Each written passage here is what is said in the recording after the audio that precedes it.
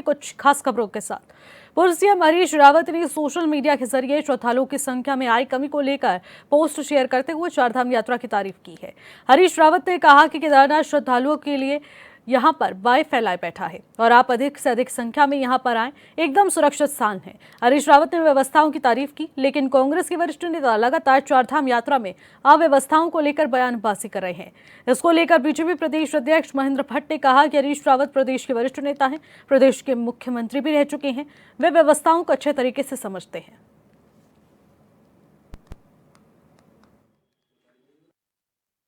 चारधाम यात्रा हमारा गौरव है। आध्यात्म और सनातन की ये महान तीर्थ स्थल हमारी आजीविका का आधार भी है। पर्यटन और धार्मिक पर्यटन दोनों हमारी आजीविका के संबल हैं। बड़ी चिंताजनक समाचार है कि पिछले वर्ष इन्हीं दिनों की तुलना में इस साल लगभग 3 लाख यात्री कम आए। मैं देश और दुनिया के श्रद्धालुओं से प्रार्थना करना चाहता हूं कि आपके पांव क्यों ठिठक रहे हैं। यात्रा बहुत सुरक्षित है और यथासंभव सुगम बनाई गई है। हमारी क्षमता यात्रियों को दर्शन कराने की निरंतर बढ़ रही है, मगर आप आने से हिचकिचा रहे हैं। भगवान केदारनाथ आपको आशीर्वाद देने के लिए बाहें फैलाए हुए हैं। भगवान विष्णु वज्रीश के रूप में आपको आशीर्वाद देने के लिए उत्सुक हैं। कांग्रेस का आंतरिक विषय है। हरीश रावत जी चीज़ों को समझते हैं, मुख्यमंत्री रहे, व्यवस्थाओं को भी देखते हैं, और जब व्यवस्था अच्छी होंगी तो आज हरीश रावत जी बोले, कल करण महाराज जी को भी तारीफ करनी चाहिए। तो मैं ये कहूँगा कि यात्रा बढ़े, इसके लिए सब दलों को दलीय प्रतिस्पर्धा से हटकर पूरे भारत और विश्व के नागरिकों को उत्तराखंड आने का आह्वान करना चाहिए। राजधानी देहरादून की 2 नदियों पर एलिवेटेड रोड बनाकर यातायात व्यवस्था को दुरुस्त करने की प्लानिंग की जा रही है। अब इसी को लेकर माना जा रहा है कि दोनों एलिवेटेड पुल पर बनाए जाने के साथ ही शहर में लगने वाले जाम से भी निजात मिल पाएगी, जिसको लेकर बीजेपी प्रदेश प्रवक्ता कमलेश रमन ने कहा कि देहरादून राजधानी, यहां पर तमाम राज्यों से आवागमन रहता है। वहीं जो लोगों को ट्रैफिक की परेशानियां झेलनी पड़ती है, उन सबको राहत देने के लिए केंद्र सरकार ने मुख्यमंत्री पुष्कर सिंह धामी के प्रस्ताव के चलते एक नदी पर 11 और दूसरी नदी पर 14 किलोमीटर लंबा एलिवेटेड रोड बनाने का प्रस्ताव जो रखा गया था, उसको मंजूरी दे दी है। बिल्कुल, देखिए जिस तरीके से, क्योंकि राजधानी है और तमाम यहाँ पर आवागमन रहता है सभी का, और ट्रैफिक की जो परेशानी है, जो लोगों को झेलनी पड़ती है, उन सबको दूर करने के लिए जिस तरीके से केंद्र सरकार ने यहाँ और पुष्कर सिंह धामी जी ने केंद्र सरकार को प्रस्ताव दिया एलिवेटेड रोड बनाने का, चाहे हमारे रिस्पना की अगर मैं बात करूं और बिंदाल की, एक 11 किलोमीटर है, एक 14 किलोमीटर जो हमारी एलिवेटेड रोड बनेगी, तो यहाँ ट्रैफिक की जो समस्या है उससे हमें निदान मिलने का काम होगा। और क्योंकि पुष्कर सिंह धामी जी की सरकार लगातार जनमानस के हित में कार्य कर रही है, उसमें चाहे एलिवेटेड रोड हो, तमाम लोगों के घर घर तक योजनाएं पहुंचाने का हो, और इस देहरादून राजधानी को और सुंदर और बेहतर स्मार्ट सिटी के तहत और कितना सुंदर बना सकते हैं, इस ओर भी ज्यादा ध्यान दिया जा रहा है। उत्तराखंड के गदरपुर विधायक अरविंद पांडे ने एचएनएन संवाददाता योगेश आर्य से खास बातचीत की है, जिसमें उन्होंने चारधाम यात्रा, कैबिनेट बैठक प्रस्ताव और त्रिस्तरीय पंचायत चुनाव और जातिगत जनगणना, वक्फ संशोधन बिल तथा अपने क्षेत्र की कई समस्याओं को लेकर राय रखी है। आप भी सुनिए। साथ बातचीत करने के लिए भाजपा विधायक अरविंद पांडे जी हैं, उनसे बातचीत करेंगे। सर, बहुत बहुत स्वागत है आपका एचएनएन पर। थैंक यू, धन्यवाद भाई। सर, शुरुआत चारधाम से करते हैं। चारधाम यात्रा गतिमान है और ऐसे में चारधाम पर आने वाले तीर्थ यात्रियों की संख्या में लगातार इजाफा हो रहा है, राज्य के लिए अच्छी बात है। आप कैसे देखते हैं पूरे जो कुमाऊं मंडल में और गढ़वाल मंडल में लगातार यात्रा चल रही है? मैं उत्तराखंड का विधायक होने के नाते देश विदेश के कोने कोने से जो यात्री इस समय उत्तराखंड में चारधाम यात्रा पे आ रहे हैं, मैं सभी यात्रियों का अभिनंदन करता हूँ, स्वागत करता हूँ। और उनकी यात्रा मंगलमय हो, हम ऐसी कामना करते हैं। हमारी सरकार पिछली यात्रा उसके अनुभव को लेते हुए सभी जगह इस प्रयास से काम कर रही है कि कहीं भी किसी यात्री को कोई तकलीफ ना हो, समय से उनका रजिस्ट्रेशन, हेली सेवाओं की बहाली, कहीं से कहीं तक कोई ट्रैफिक का जाम ना हो। किसी यात्री को कोई तकलीफ आती है तो उसको स्वास्थ्य की चिंता करते हुए कहीं भूस्खलन ना हो, भूस्खलन हो भी तो तत्काल वहाँ टीम पहुँच जाए, पुलिस की व्यवस्था हो। ऐसी हमारी सरकार बड़ी सजगता से चारधाम यात्रा के लिए तैयार है। मैं अपनी सरकार का इस काम के लिए धन्यवाद देता हूँ और यात्रियों की जो तीर्थ यात्रा है, मैं इसकी कुशल क्षेम की मैं कामना करता हूँ। जिस तरह से कैबिनेट बैठक हुई हाल ही में और उसमें जो है 20 प्रस्ताव पास हुए, आप कैसे देखते हैं आने वाले वक्त में उनका किस तरह से जनता को फायदा मिलता हुआ नजर आएगा? उत्तराखंड की जनता ने डबल इंजन की सरकार बनाया है। इन्हीं उम्मीदों से डबल इंजन की सरकार बनाई कि प्रदेश का विकास होगा और निश्चित ही उत्तराखंड में और सेंटर में मोदी जी के प्रधानमंत्री बनने की वजह से उत्तराखंड का चहुमुखी विकास हुआ है, चाहे आर्थिक, राजनीतिक, सामाजिक और प्रदेश का विकास। और यही तो वजह है, आपने ही कहा कि चार धाम यात्रा करने वाले यात्रियों की संख्या में इजाफा हुआ है। इसके वजह यही है कि अवस्थापनाओं की दृष्टि से, यात्रा की दृष्टि से कहीं ना कहीं उत्तराखंड में चहुमुखी विकास हुआ है। उसी कड़ी में हमारी कैबिनेट, हमारी सरकार रोज़ नए नए कोई ना कोई निर्णय लेती है और उसको धरातल पर उतारने का काम करती है। इसी वजह से उत्तराखंड की जितनी आबादी है, इससे कई गुना लोग उत्तराखंड में यात्रा करके चले भी जाते हैं और यात्राएं सकुशल होती भी हैं। यही वजह है कि हमारी सरकार सजग है। अब पोल्ट्री फार्म को लेकर एक बड़ा फैसला लिया गया है कि छोटे छोटे पोल्ट्री फार्म तो जो है उत्तराखंड में काफ़ी हैं, लेकिन जिसमें 15,000 से 30,000 की क्षमता हो, उसको लेकर फैसला लिया गया है ताकि 3,000 से अधिक लोगों को रोजगार मिल सके। उस प्रस्ताव को कैसे देखते हैं? बिल्कुल ही हमारी सरकार, मैंने आपसे पहले ही कहा कि डबल इंजन की सरकार होती है तो हर क्षेत्र में कहीं ना कहीं विकास होता है। ये तो एक क्षेत्र है जिसमें हमारी सरकार का एक अनुमान है कि 25 से 30 हज़ार युवाओं को इसमें काम मिलेगा। लेकिन इससे ज़्यादा जो पर्यटन है, पर्यटन की दृष्टि से होम स्टे का काम हुआ और पर्यटन में जो यात्रियों की संख्या बढ़ रही है, इसमें कहीं ना कहीं रोजगार की अपार संभावनाएं हैं। तो मुझे ऐसा लगता है कि इस समय यात्रियों की संख्या बढ़ने की वजह से, पहले आपने देखा होगा कि गढ़वाल में ही कहीं न कहीं यात्रियों की संख्या ज़्यादा होती थी। इस वजह से कुमाऊँ कहीं न कहीं छूट जाता था। लेकिन आज चार धाम की यात्रा इतनी सफल हो रही है कि यात्रियों की संख्या ज़्यादा बढ़ रही है और हमारी सरकार इसको बहुत सावधानी से और ईमानदारी से उत्तराखंड के समुचित विकास के लिए और उत्तराखंड के युवाओं को पहाड़ का पानी और पहाड़ की जवानी उत्तराखंड के काम आए, इस ध्येय के साथ काम कर रही है।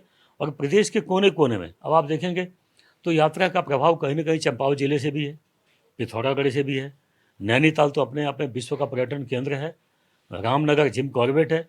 तो कहीं न कहीं मसूरी, ऋषिकेश, हरिद्वार, यह उत्तराखंड का प्रत्येक क्षेत्र कहीं न कहीं इस समय आर्थिक रूप से युवाओं को रोजगार देने का काम कर रहा है। तो यह जो डिसीजन हमारी सरकार ने लिया है, तो बहुत अच्छा डिसीजन है, मैं इसका स्वागत करता हूँ।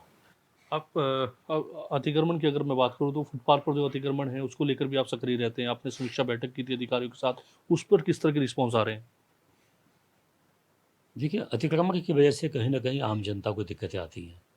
हमारे नेशनल हाईवे हैं, स्टेट हाईवे हैं, अगर जो इन पे अतिक्रमण करके कुछ एक व्यक्ति अपने लाभ के लिए सरकारी ज़मीनों पे बैठ जाएंगे तो कहीं न कहीं हमारी अब सड़कें हैं, सड़कें चौड़ी नहीं होंगी, सब जगह जाम की स्थिति होगी।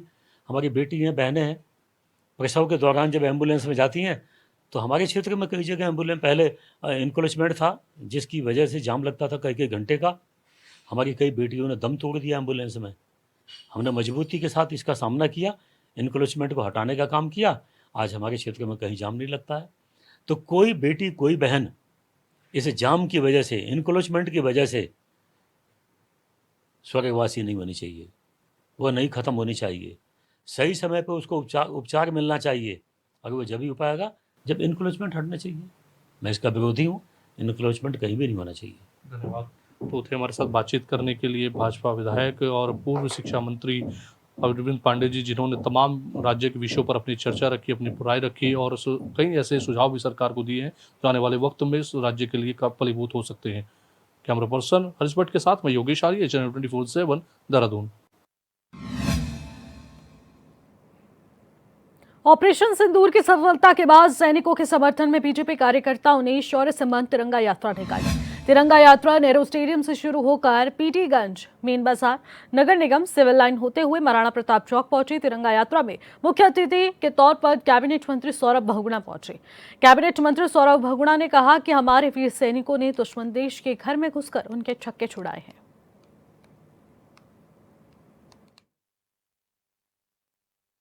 पूरे प्रदेश में एक भारतीय जनता पार्टी के संगठन के माध्यम से फैसला लिया गया कि ऑपरेशन सिंदूर के बाद हम अपने जितने भी आर्म फोर्सेज हैं, चाहे वो नेवी, एयरफोर्स और हमारे सशस्त्र सीमा बल और हमारे आर्मी के, हम सम्मान में हम आज तिरंगा यात्रा निकालेंगे। और सबसे बड़ी बात, जो देश का नेतृत्व है माननीय प्रधानमंत्री जी का, जिसने जो कहा वो करके दिखाया, पाकिस्तान को उसे घुटनों पर लाया और आतंकवादियों के खिलाफ उन्होंने कड़ा प्रहार किया, उस सम्मान में आज हम ये यात्रा निकाल रहे हैं।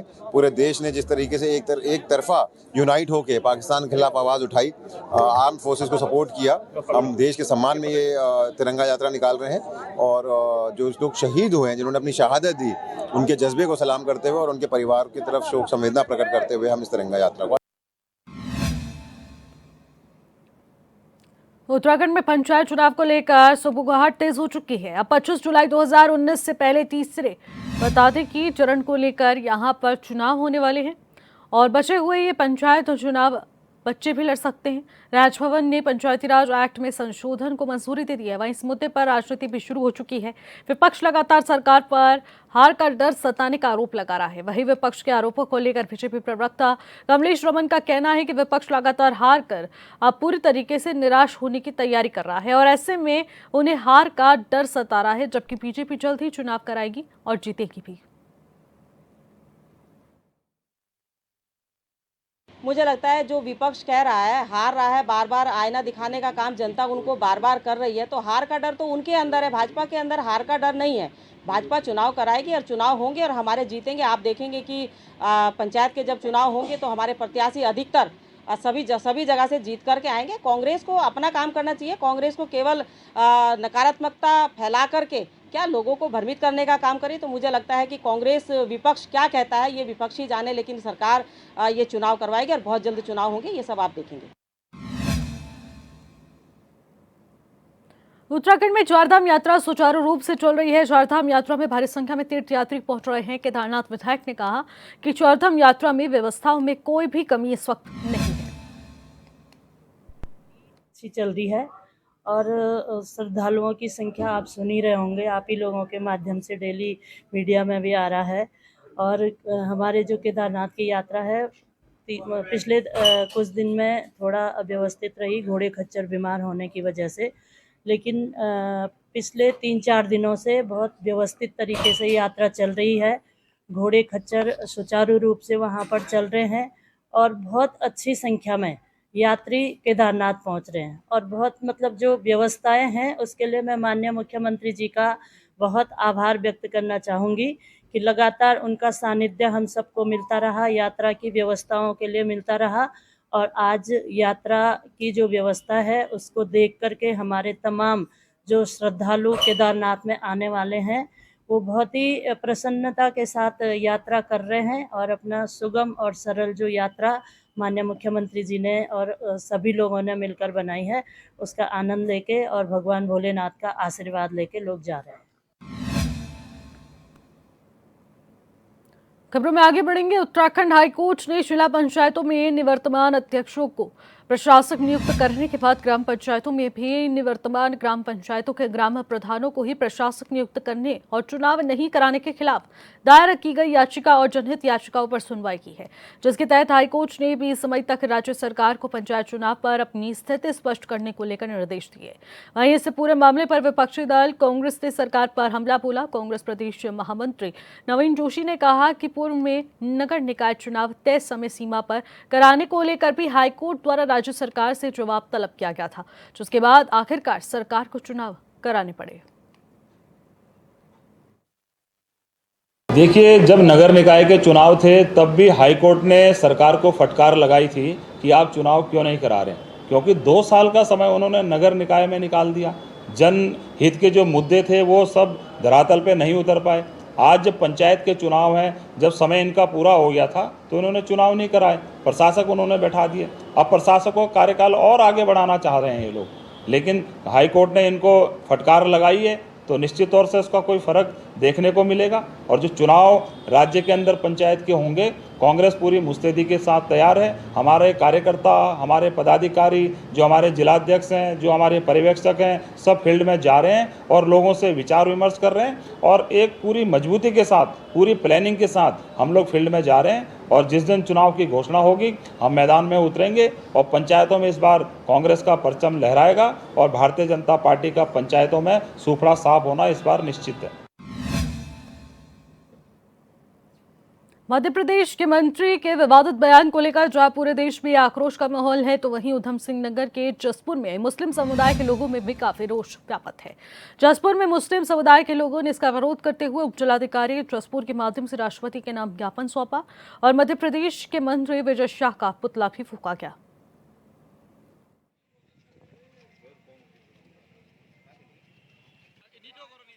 हम बीजेपी के एक मंत्री विजय शाह और डिप्टी सीएम जो जगदीश देवड़ा जी हैं, उन्होंने हमारी सेना और उसके सैनिकों का, कर्नल लेवल के सैनिकों का अपमान किया है। उसी संबंध में हम महामहिम के माध्यम से ये बात पहुंचाना चाह रहे हैं, महामाध्यम तक ये बात पहुंचाना चाह रहे हैं कि ऐसे पागल लोगों के जो मानसिक रूप से पूरी उनकी बुद्धि जो है भ्रष्ट हो चुकी है। रुड़की के मालवीय चौक स्थित एक अंग्रेजी शराब की दुकान में देर रात चोरों ने ताला तोड़कर लाखों रुपए की नकदी और महंगी शराब चोरी कर ली। चोर दुकान में लगे सीसीटीवी कैमरों का टीवीआर और जियो फाइबर का सेट टॉप बॉक्स भी लेकर अपने साथ फरार हो गए। घटना का खुलासा तब हुआ जब सुबह दुकान संचालक राजेश ठाकुर रोज की तरह दुकान खोलने पहुंचे। उन्होंने देखा कि पीछे का दरवाजा टूटा हुआ है और वो अंदर गए तो पता चला कि करीब 4.5 लाख रुपए की नकदी और बड़ी मात्रा में महंगी शराब गायब है। पूर्ववाली में ठेका है हमारा इंग्लिश वाइन शॉप, मालवीय चौक के पास। मालवीय चौक पर रात हम यहाँ पे सर 11 बजे चले गए थे, फिर हम 11:15 बजे आए थे, हमारे माल आया। उसके बाद हम 11:30 बजे दोबारा चले गए थे। उसके बाद जब हम सुबह यहाँ पर आकर हमने लॉक खोला शटर का 8 बजे करीब, हमने आकर देखा तो पीछे वाला दरवाजा जो हमारा है वो खुला हुआ था। यहाँ से हमारी सारी नकदी चोरी हो गई सर, और हमारा जियो फाइबर का बॉक्स भी ले गए, DVR भी ले गए, कैमरे वगैरह सब तोड़ गए। कैमरा वगैरह सब तोड़ गए। लगभग कितनी नकदी रही होगी? कम से कम सर 4 से 4.5 लाख। बाकी आप देख रहे हैं अभी शराब भी कितनी जी हाँ सर, अभी दारू। भारत की रणनीतिक प्राथमिकता और राष्ट्रीय हितों को ध्यान में रखते हुए भारतीय प्रौद्योगिकी संस्थान यानी कि IIT रुड़की ने तुर्की को इनोनू यूनिवर्सिटी के साथ किया गया समझौता रद्द कर दिया है। ये समझौता शैक्षण और अनुसंधान क्षेत्र में संभावित सहयोग के लिए किया गया था, लेकिन अब इसे औपचारिक रूप से समाप्त कर दिया गया है। रुड़की IIT और तुर्की की इनोनू यूनिवर्सिटी के बीच इस समझौते ज्ञापन के तहत छात्र और फैकल्टीज का आदान प्रदान समेत कई शैक्षण और शोध गतिविधियां प्रस्तावित थी और ऐसे में अब संस्थान ने साफ कर दिया है कि वो राष्ट्रीय नीति और सुरक्षा हितों के प्रति पूरी तरीके से प्रतिबद्ध है। हमारी ही अपनी अगर जो परंपरा है या हमारे उस पर ही अटैक करता है देश पे, तो हम उसको बर्दाश्त भी नहीं करते हैं। तो इसी को ध्यान में रखते हुए, क्योंकि हमें ऐसा प्रतीत हुआ या महसूस हुआ कि कुछ जो ऐसे देश हैं जो आतंकवाद को बढ़ावा दे रहे हैं या उनके साथ सपोर्ट करते हैं, जब कोई इस तरह की सिचुएशन आती है तो उनके साथ हम कोई इस तरह का संबंध नहीं रखना चाहते। जहाँ साइंस एंड टेक्नोलॉजी की बात जब हम कर रहे हैं तो वो पूरे राष्ट्र, पूरे विश्व के लिए है और वो सब विश्व के कल्याण के लिए है। तो उसको ध्यान में रखते हुए ही हम रिसर्च करते हैं। तो अगर कोई देश आतंकवाद को बढ़ावा देता है या अगर उससे जो आतंकवाद को फैला रहे हैं उनको सपोर्ट करेगा, तो इन लोगों के साथ हमारा भी कोई संबंध नहीं है। इसी को ध्यान में रखते हुए एक MOU साइन पहले जो है रिसर्च के लिए ये किया गया था, लेकिन जब अभी जो हुआ जो लास्ट में ऑपरेशन सिंदूर के टाइम में, तो यह निर्णय लिया गया कि हम अभी जो है तुर्की के साथ कोई संबंध रिसर्च से रिलेटेड नहीं रखेंगे और तो जो MOU था जिसमें था कि फैकल्टी एक्सचेंज, स्टूडेंट एक्सचेंज और भी बहुत सारे कोलैबोरेशन रिसर्च के, तो वो अभी हम लोगों ने सब जगह